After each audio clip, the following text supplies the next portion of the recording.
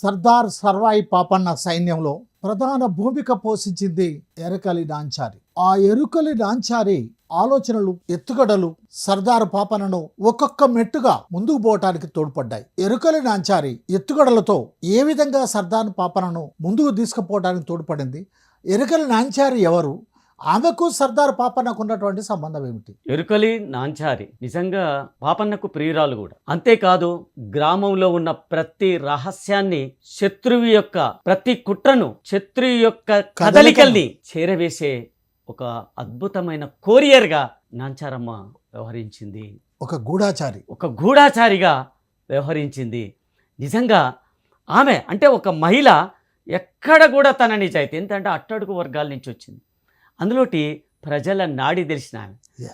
తర్వాత ఆఖరికి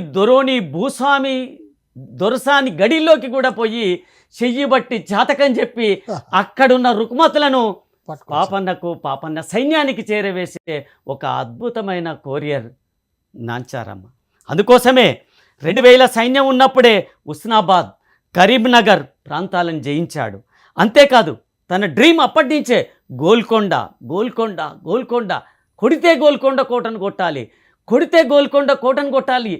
అయితే రాజనవ్వాలి, రాజ్యం వెళ్ళాలనే ఒక దృఢ సంకల్పం మొదటి నుంచి ఉండే.